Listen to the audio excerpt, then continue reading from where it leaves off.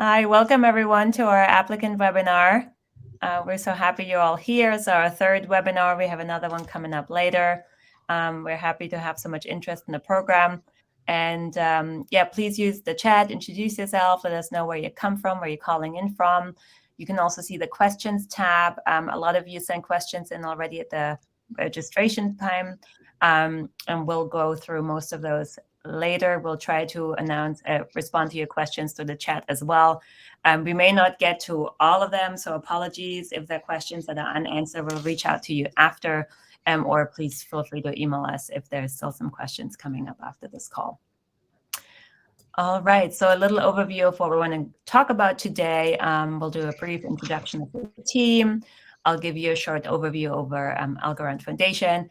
I'll discuss the ACE program, and then we'll dive into the nitty-gritty logistics timeline, what you need to do to apply. We'll go over questions, and then I'll give you some pointers on how you can connect with our community. And note that the recording of this talk and also the slide deck will be emailed to you after, so you don't need to take notes. It'll be in your inbox later today. So I see people are calling from France, from Argentina. Welcome. That's really great to see you all here. Thank you for coming.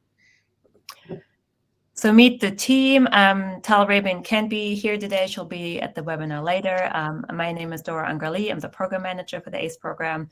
I'm your point of contact for any sort of question you have. Please feel free to reach out. Before the foundation, I've worked in higher education for almost a decade at UC Berkeley and MIT in the US, and here at the University of Cambridge in England, where I'm located. Hugo, do you want to introduce yourself? Yeah, I'm Hugo, not Tal R, as you see that on screen. We have some issues with links. I'm a part of the research group in Algorand Foundation, and we are very excited to have this program, which we really hope will be helpful to the general blockchain space and its good applications, and also be helpful for Algorand. I will spend some time on some remarks later after Doro presents the goals and objectives of the program. Thank you, Hugo. Next, I just want to give you a brief overview of Algorand, the Algorand Foundation, for those of you who are not familiar with the protocol. So Algorand is the brainchild of MIT professor Silvio Micali. He is not only the founder of Algorand, but he's also a Turing Award winner, as many of you probably know. He received the Gödel Prize and the RSA Prize. He's the co-inventor of probabilistic encryption, zero-knowledge proofs, and verifiable random functions. And 4 key facts about Algorand itself. Algorand's carbon neutral. We're actually carbon negative. We can do exceptionally fast and scalable transactions, so about 1,000 transactions and more per second. There's near zero transaction cost, and there is no forking, so there's never a duplicate.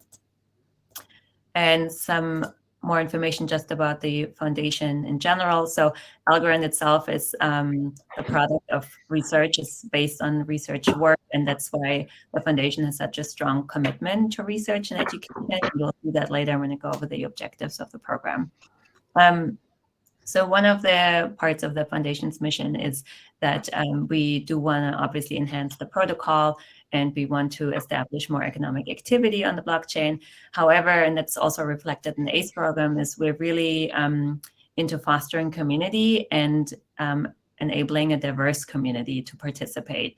So we think if you have a strong community, you can create positive networking effects and synergies, and that's how the best ideas come about. And in terms of diversity, we really want to create an open and inclusive environment. And that's what we're also looking for in the ACE proposals. We're looking for diverse teams, diverse user experiences, and diverse innovation in the application. Now I'll go a little bit about over the vision of the program, and then I'll talk about some key facts in the timeline for the program. So as many of you know, we launched the program earlier last month. It's a 10-year program with 100 million algo behind it.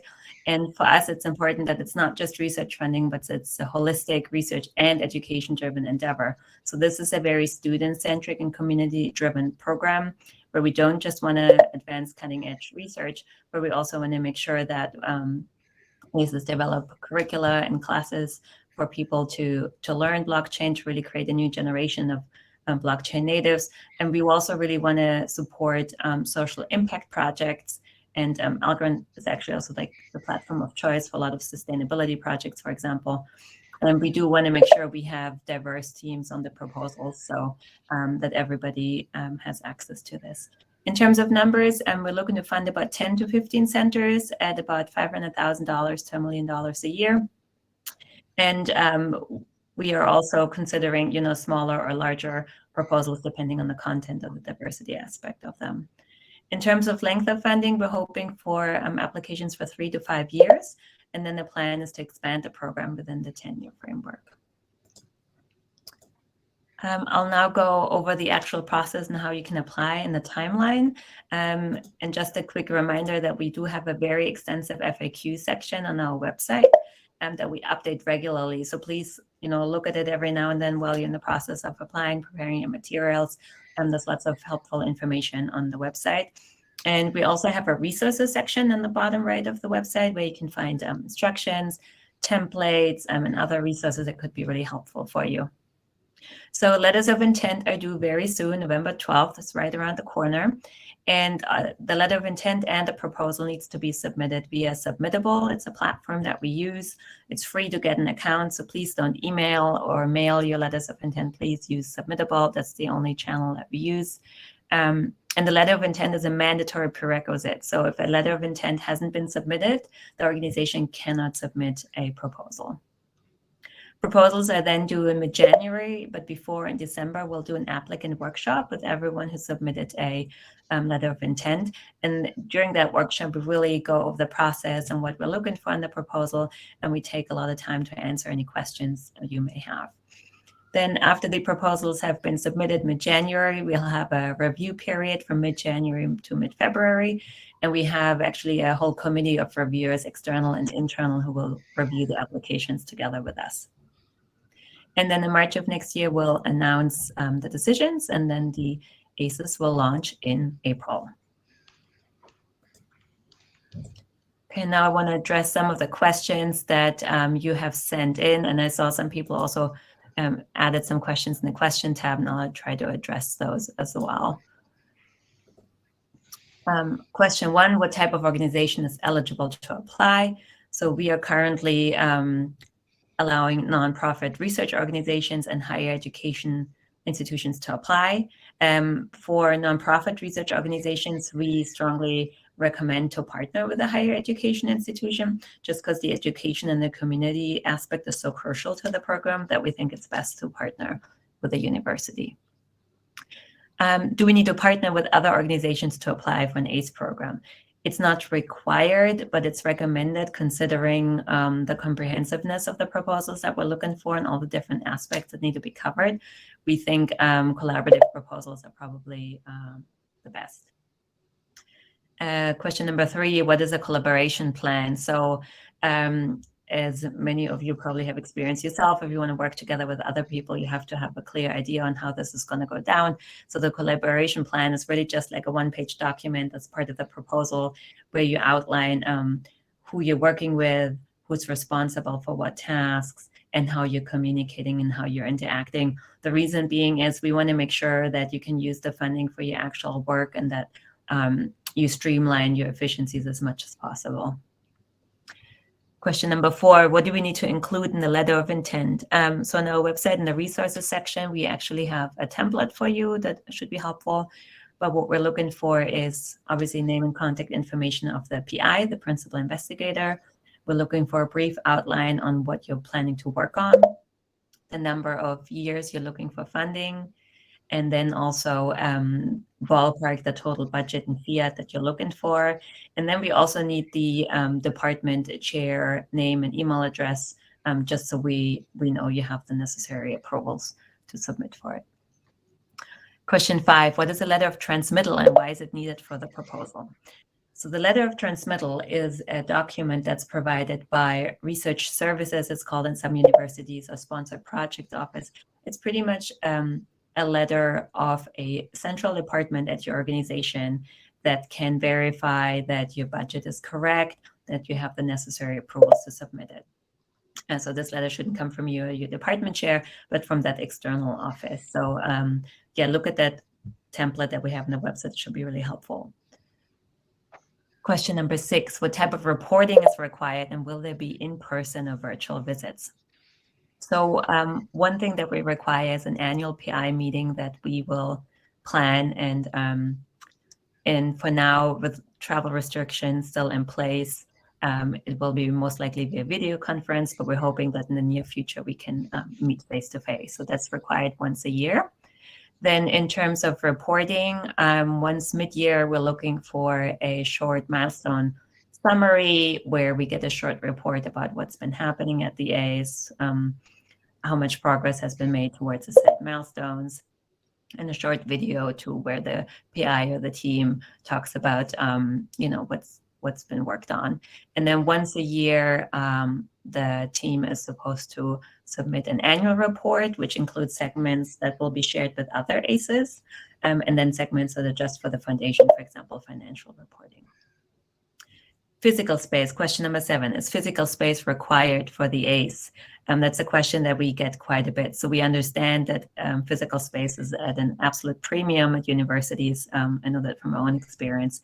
And we see physical space as a desired element, the reason being that it's really good for communication, community building, if you have one central actual physical hub where people can get together. In the case of multi-institution proposals, we think that a physical space at the lead organization is recommended. So we don't require physical space at each collaborator's organization. But we also ask you to think of physical space a little bit flexibly. So that could be, for example, a lecture hall that you have access to regularly. It could be a co-working space, some other form of event space. It could be a shared space. So we're not asking everyone to have like a whole building, for example. It's really can be thought of creatively and flexibly. Question 8, how can I find collaboration partners for an ACE proposal? So we can't make any matchmaking. We recommend that you go out and find your collaboration partners yourself. We don't have some sort of online community as of now, but yeah, please go and approach interested collaboration partners yourself directly. And question number 9, also something that we hear quite a bit. What's the payment currency for the ACE grant? So the default payment currency is Algo, but if an organization cannot or is unable to or prefers not to receive Algo, we can also pay in fiat. Again, a friendly reminder, please do look at the FAQs. We update them all the time, or email us at ace@algorand.foundation if you have any other questions. Before I go into your questions that I posted here in the chat, I just want to give you some pointers on how you can connect with the community. So as you know, we don't just run the ACE program. We also have our general grants program where we also fund research and education-related programs. So please have a look at that. And then you can join our own community, the developer community and developer portal.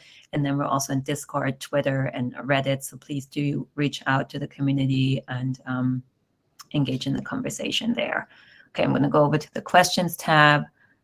Okay, there's a question from Nicola. Nicola writes, community events, under which budget category should we put admin, staff, developer, professional service content? Need a mix of them. Oh, okay, there you are, sorry. We have a budget template on our website that you can look at, so I recommend that you use that as a basis. And yeah, that should be helpful, so please take a look at that. It's a little spreadsheet you can download. Roman, you mentioned, okay, Hugo already answered that.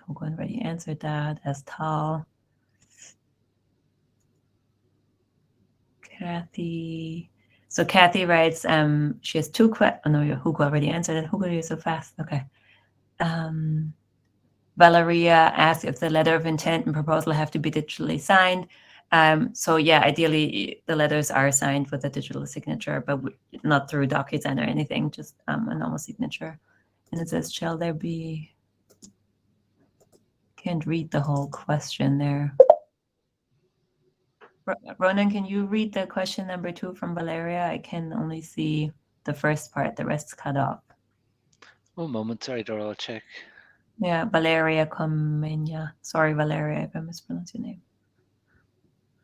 Shall they be signed by the representative of the higher education institution, e.g. the dean of the university or the PI, such as the professor of the department?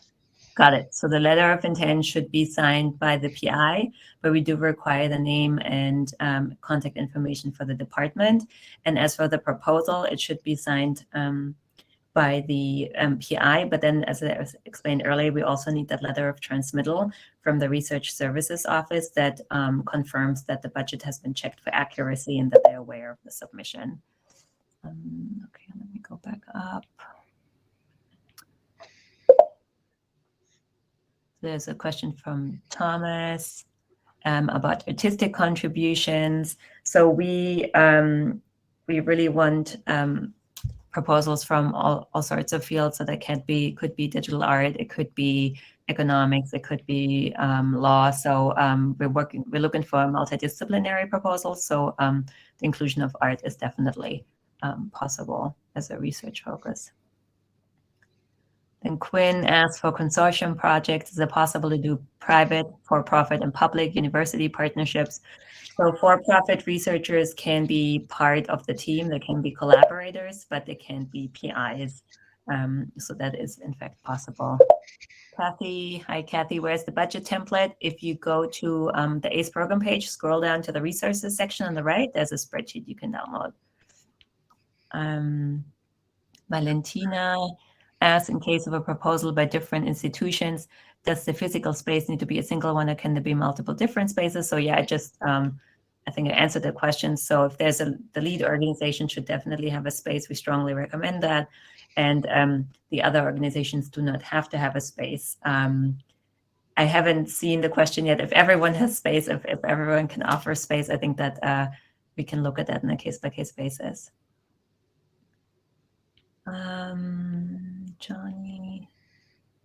Johnny asks, what is the scope of the background for the participating partners? How many members should or is recommended to participate for the program? And what is the optimal field for research within the space, which will have a priority from ACE? So there is no maximum or minimum number. It's really like, how big does the team need to be to accomplish the work that you're proposing? There's no limit on a minimum or maximum. It's hard to ballpark these things. It really depends on the content of the proposal. And then the optimal field of research, we don't have any bias towards one field over the other. As I said earlier, we're looking for multidisciplinary proposals. So, interdisciplinary work across fields, across geographies, economies, that's what we're looking for.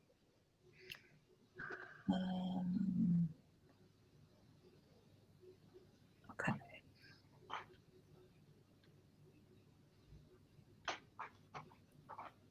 But please keep your questions to the ACE program.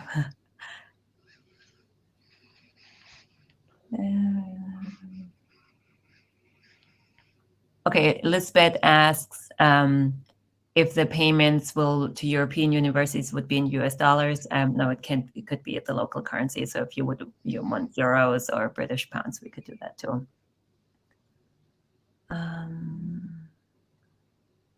Let's see.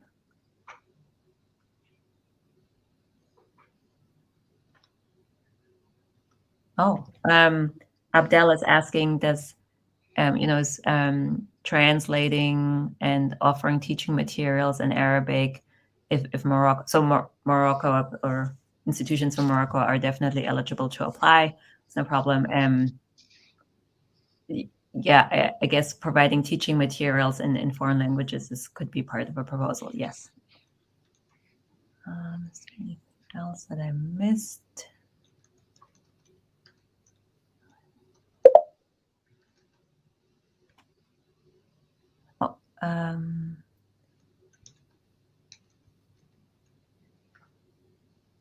So Valentina asks about who can be a PI and about what we mean by primary appointment. so they're, we're looking for a person with a proven track record, and they need to have an appointment either at a university or nonprofit research organization. Let's see. Dora, did you catch the first question, I think, from Valeria around the letter of intent and proposal being signed digitally, or needing to be signed digitally? I did Sorry. answer that. Cool. Yeah, no problem. And then, okay, Hugo is writing to Lisbeth. Good. Let's see. Is there anything else? If you have any more questions, please put them in the chat now. Any questions relating the ACE program?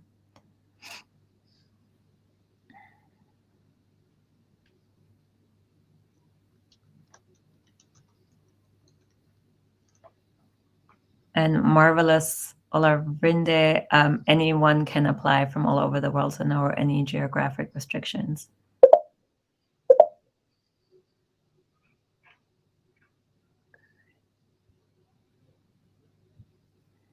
Claudio asks, provided the ACE program is granted, which is the jurisdiction the foundation is located, that would be Singapore. Carol asks, regarding payments, once the project is approved, they happen every 6 months. How are you checking the expenses?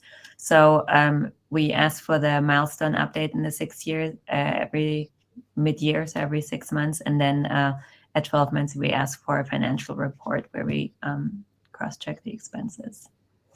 Sorry, I'm trying to not get confused here with the question. Valentina asks, is there a specific role that the core team should play? So the lead organization should obviously, or the PI and the core team, they should obviously shape and lead the teams, but we don't have any, we don't prescribe which role should be taken by whom and how. Okay, then Samson is asking, he's working at the National Health Insurance Scheme at the University Port Harcourt in Nigeria. So governing bodies, can be collaborators in the ACE program. That's okay. Carola asked, Claudia answered. Oh, Nicola asked, in our application, a co-PI is a nonprofit organ is in charge of renting the space and paying personnel to manage. Is it right to add it under the budget category, facilities and administrative costs? Yeah, please take a look at that budget template. That'll answer your question. Kathy has an odd question. The letter says the proposal should be 2 pages long. The letter says the proposal should, the proposal shouldn't be 2 pages long. The description, if you go in the instructions, it'll tell you for each section how long it should be. And the letter of intent should not exceed 2 pages. Lisbeth asks, what's the legal basis for contracts? And please take a look at the terms and conditions that explains that in detail.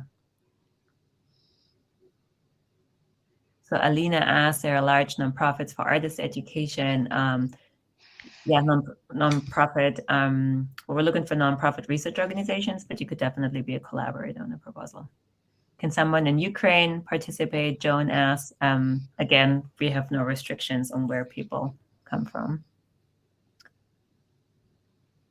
Mattia, will applications from well-established research centers be regarded favorably?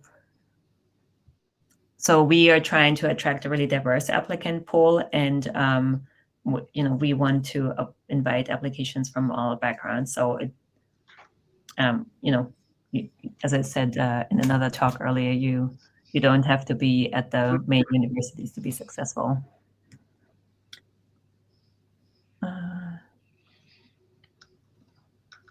Carol asked about timesheets on a monthly basis. We do not require them on a monthly basis.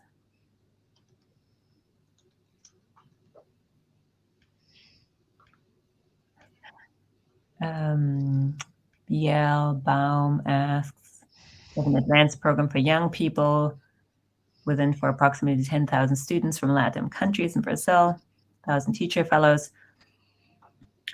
if we have interest in this age group region, if there's material in Spanish. We are working on a curriculum, but yeah, please send me an email, BL, and we can talk about it. Samson asked what the funds can be used for. Please take a look at the request for the proposals and the terms and conditions, and we'll go over the details. But in general, it's for setting up and running a center. Livia asks if the profile of the PI majorly affects the selection. No, we look at the proposal as a whole. We look at all aspects of it. So not one factor has a stronger or bigger value than the other.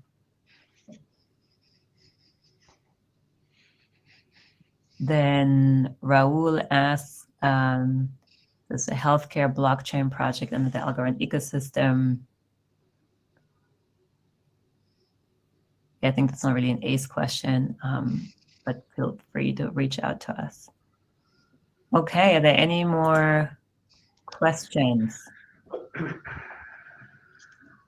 There's one in the chat. Is match funding a plus? I don't know if that's ACE related or if that makes sense. What, can you say that again? I can't find the question. Match funding a plus? I don't think it's ACE related though. Yeah. And then Danilo, is there any list of criteria or scoring grading system on which you'll be able to base your assessment of the proposal? Yeah, that's described in the request for proposals. And again, as I said earlier, we'll have a committee of people with the right expertise in the fields, internally, externally, that will review the applications. And then Jason, are these centers co-branded or strictly branded as Algorand Centres of Excellence? Algorand, we do allow for cost sharing, but the center would be an Algorand Center of Excellence. And then Valentina asks, a letter of intent, is it necessary to attach a formal document of acceptance of the project proposal by the higher education institutions involved? No, as I said, we just need the department head's name of the lead PI and the contact information. And after we get the letters of intent, we'll just reach out to them, make sure everything is in line. Okay. Last call. Again, is there any standard that, oops, Samson asks, is there any standard the proposal has to meet to be acceptable? Yeah, if you could take a look at the template, just make sure, you know, all the aspects what we're looking for are addressed and that it meets the format. Carol asked about the financial reporting, how that works and where to find that information. So take a look at the budget, and that's what we're gonna cross-check. And the financial reporting, how the actual process works, we'll let successful ACE recipients know then. But we're trying to make it as easy as possible and trying not to create too much administrative burden. Claudio, so Claudia's question is, I understand ACEs will collaborate with each other once established, but do you expect collaboration to be enacted also within the ACE? Because the center sounds like something geographically contained. So yeah, of course, we want collaboration to happen at the center itself, but also with other collaborators outside the ACE. Ronan, you're helping Samson. Okay, good. Well, thank you all very, very much for being here, for all your interesting questions. Sorry if we didn't get to answer all the questions today. Please email us at ace@algorand.foundation. Do give the FAQs a go. And Doro, yeah, I would like to emphasize some points. Mm-hmm. So first of all, thank you everyone for your interest and for tuning to this webinar. It's very exciting to see so much interest, and I also must confess that it's quite frightening to think that we will have a very large number of proposals and probably many very good ones. So we may find ourselves in a tough position when coming to choose, but I guess this is a good problem to have. Now, really the large majority of questions are answered if you read carefully the RFP and the FAQ. We also periodically update the FAQ questions of general interest that you are asking. So please visit that page from time to time to see if there are new questions that have been answered. Now, Doro went over the principles and objective of the program. It is very open-ended set of principles with a lot of buzzwords in them. However, we intend to attach to each of these buzzwords the real meaning.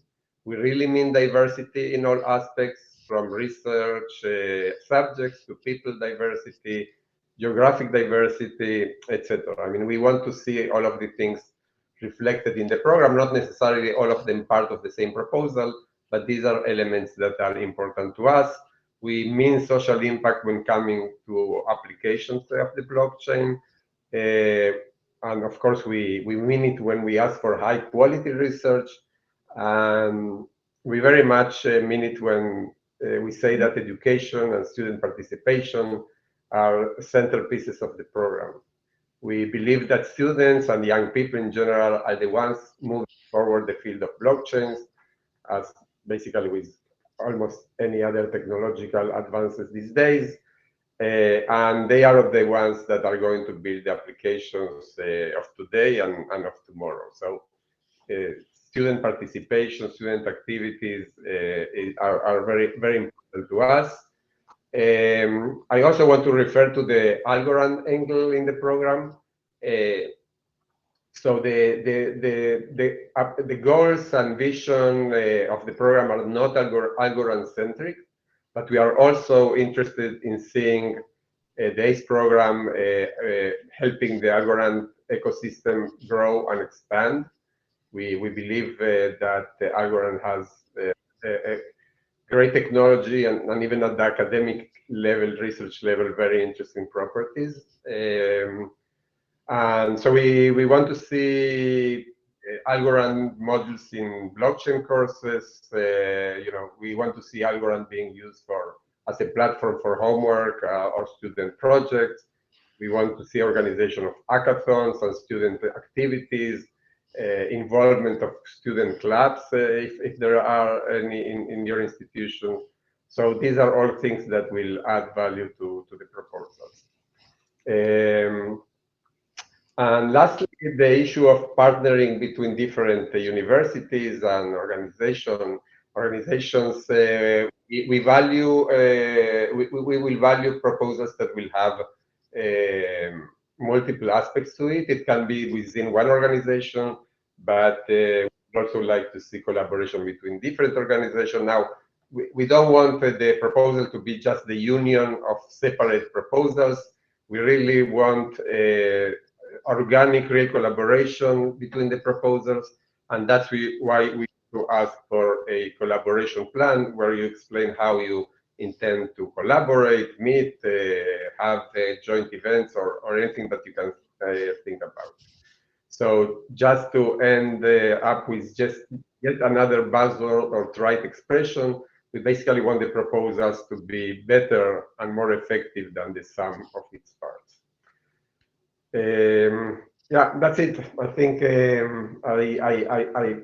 emphasize the points that are important to us, and the many questions asking what exactly do you want to see. We don't want exactly to see particular things. We will choose among the proposals that we get those that reflect the most these different principles and vision we have.